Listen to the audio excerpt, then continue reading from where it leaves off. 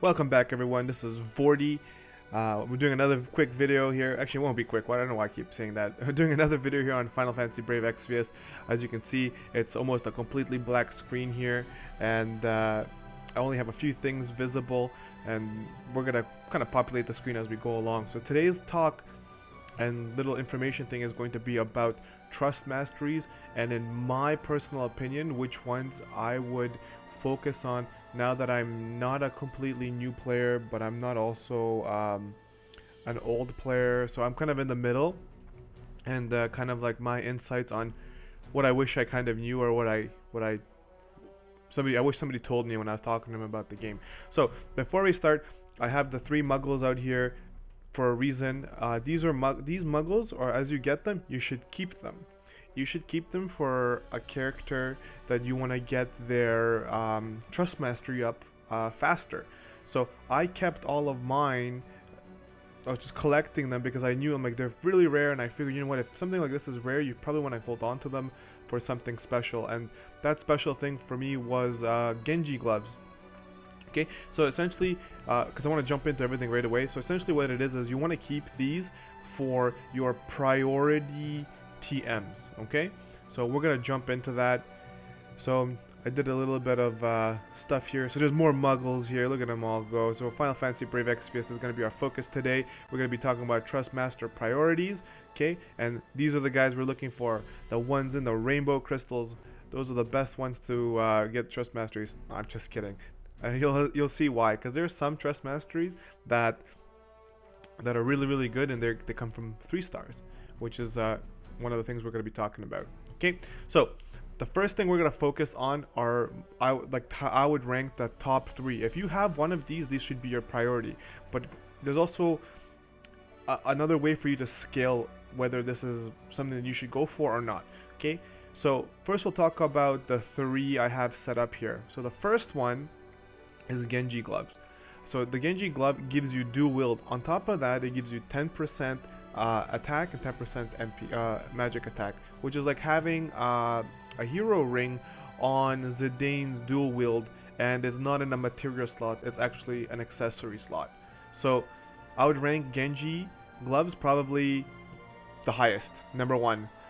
And then, but like all 3 of these are like the top 3. They're literally on the same line. I put them side by side because they're equally good. Okay, the next one would be dual wield, which is Zidane. Zidane is a 3-star.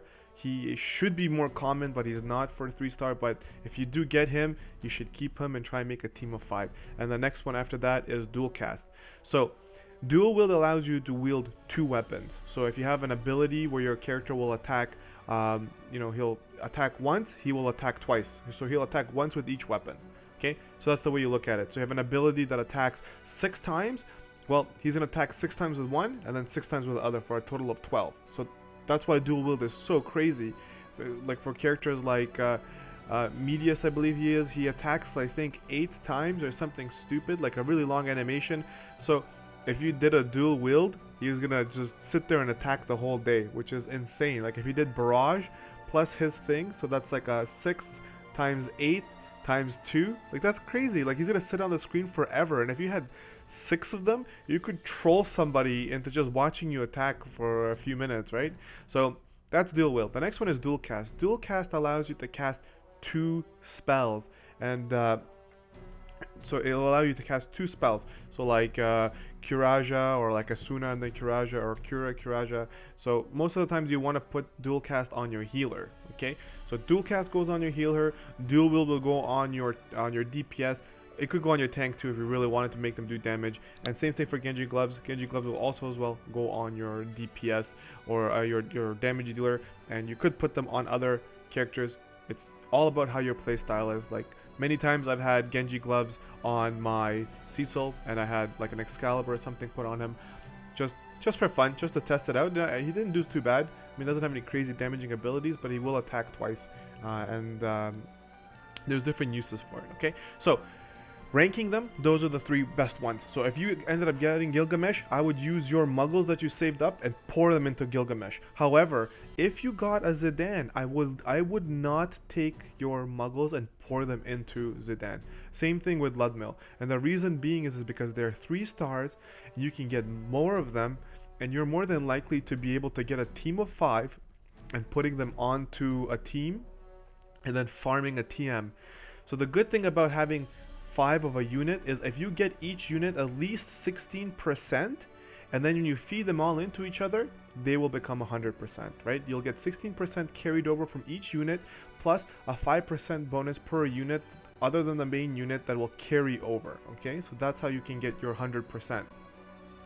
So with 3 stars, and this doesn't go just for these TMs, any TMs that are 3-star TMs that you personally want to get, you should look into seeing how rare it is, and if you have lots of them. Sometimes, like how I do it is I wait till I have at least 5, and then I make a TM unit, and then I go and I farm it in there, because 16% for every unit, that's about 1600 runs if we were to do the RNG on it. So that's approximately 1600 runs to get them to 16%, which is a lot better than 10,000 runs for 1 unit.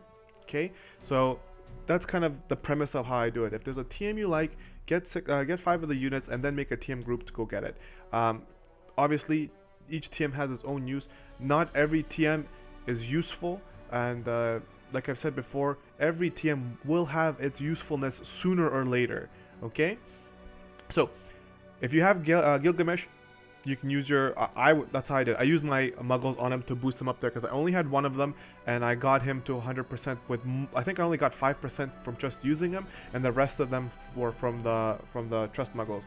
Try not to have like he's 90 or 97% and you have a 10% trust muggle. It's better to grind out the last 3, or wait till you get a 5, or even better, wait till you get a 1% trust muggle and put that into the Genji, than wasting a 10%. 10% is really, really rare. Then the next one that's rare is the 5%. And then the 1% is still rare, but at least you're not going over your percentages. So keep that in mind, okay? So, Genji gloves, use your muggles on, or any kinds of 5-star base that goes to a 6-star. Those are the kind of things you wouldn't want to waste your muggles into because they are very rare. 3 stars, don't worry about it too much. Don't put any of your muggles into them. I would just grind them out, get 5 of them, and then go grind them out, okay? So those are the 3 top ones I would say is a game-changing TM for a new player, okay? The next ones, and I have them categorized this way because this is the best way for you to advance through the game. Get something like dual wield or dual cast, especially something like dual wield, because physical characters right now are overpowered and they can change how your game is played. They can carry you through the game, okay? After you get dual wield, your next step is to try and get yourself a strong weapon. I know that some people will argue and say, oh, get Blade Mastery because it's a good TM. Absolutely, but if you have a crappy weapon, what does that 50% really mean to you? It means nothing to you. It's you're wasting your time and your effort farming a TM that is currently not relevant to you. It is a situational thing, and until you unlock that situation, don't get those TMs, no matter how good they are, if you can't benefit from them. So here's an example. I currently have 5 Chizurus, but I only have 2 Miyukis. So Miyuki is our friend right here with the one with Sakura Fubuki. So Sakura Fubuki is currently the best great katana in the game. If I don't have that weapon, grinding out Chizuru's TM is useless for me because the currently best one is the Masume, which is 61 damage plus the 50%, so you're looking at having it 90 damage, whereas the Sakura Fubuki is over 100. So if I farm out my Sakura Fubuki, then Chizuru's TM, the Blade Mastery, I'm gonna get an increase of 60 damage, which is completely different than if I was to use it on that. So saying that, I'm saying is to make sure that you prioritize your grinding so that it best benefits you. Don't grind something that's going to be useless to you and you wasted all that time, because if you're a free to play player, it takes like a month, because I'm looking at it right now and Miyuki's taking me forever because I'm mostly free to play when it comes to TMs. So what I did was, I didn't have Miyuki and I didn't have Chizuru. What I did was I did have Cecil, and I had multiple Cecils. So what I did was I actually grinded out Excalibur first.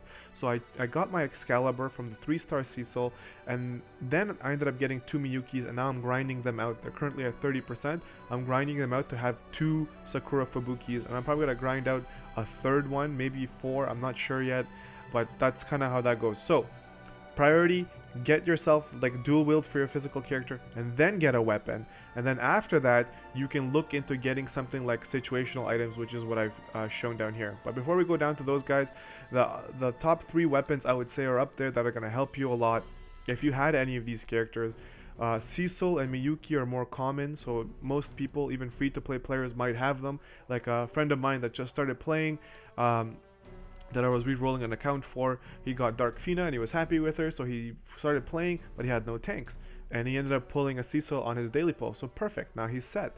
So in this case, as a free-to-play player, my advice to him would be is, if he really wanted to, he could grind out Excalibur, but because his character base is mostly magic, for him, I would want him to try and find something like Arc. So if he gets Arc, then he could grind out the wand that he can use that will directly benefit his strongest character right now. Okay, so top 3 weapons: Sakura Fubuki, Excalibur, Deathbringer. These are, in my opinion, the best ones and a little bit more easy to get, since these are, you get Dark Knight Cecil as a troll. He fairly often pops up. He's got a really, really good great sword, and these guys are 3 stars, so you can get them. Okay, and Sakura Fubuki with Blade Mastery is definitely the best because you get the weapon plus the 50% increase. Okay, so jumping down to the situational or others to think about.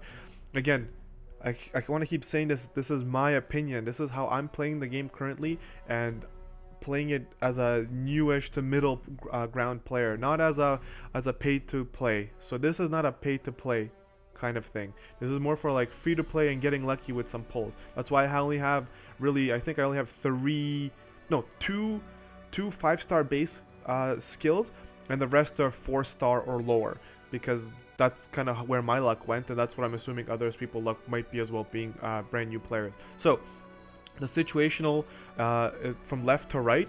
So the situational one is, as I said, it has to play hand with making sure that you have like dual wield, or even if you have double hand, but dual wield or double hand, and then having a really good katana, then Blade Mastery is useful. Other than that, it's useless. It's absolute garbage.